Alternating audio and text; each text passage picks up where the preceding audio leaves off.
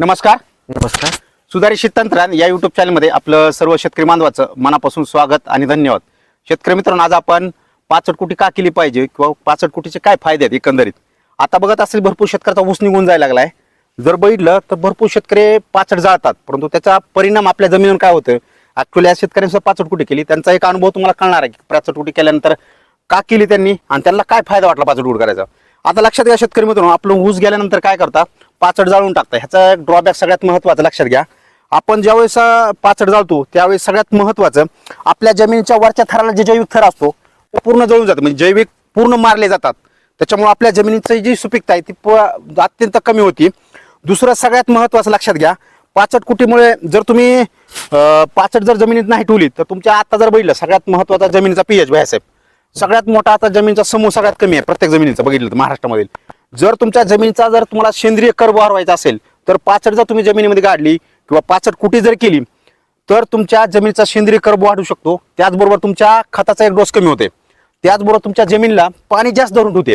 आता जर तुम्ही बघितलं, जर पाचट कुटी जर भरपूर शेतकरी करत नाही, परंतु जे शेतकरी करतात पैसा तुम्ही ह्याच्यात पाचट कुटी केली का कधी? हो, केली.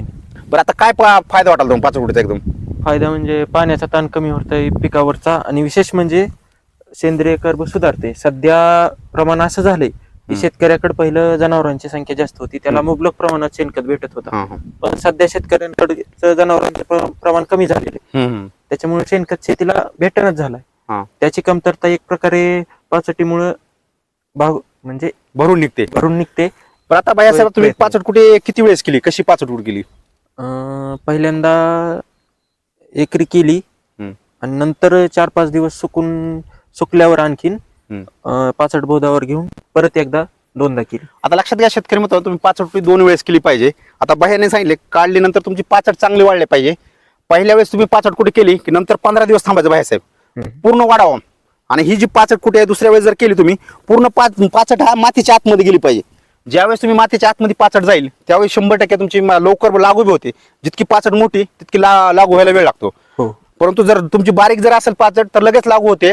जितकी जास्त बुकटी करता येईल ती करा. आता लक्षात घ्या, आता शेतकऱ्यांचा मोठा प्रश्न असा आहे, पाचट कुटी केली की उंदरं जास्त लागतात, डुकरं जास्त खातात. आता ह्याच्यामध्ये सगळ्यात महत्त्वाचं लक्षात घ्या मित्रांनो, पाचट कुटी करण्याच्या 2 पद्धती आहेत.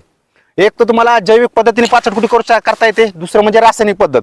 जे तुम्हाला अवलंबता येईल ते अवलंबू शकतात. आता बघा, जैविक मध्ये तुम्हाला पाचट कुटी करायची असली, पहिले 2 वेळेस पाचट कुटी झाली की तुम्ही काय करायचं, पिंकलं सगळं भिजवून घ्यायची.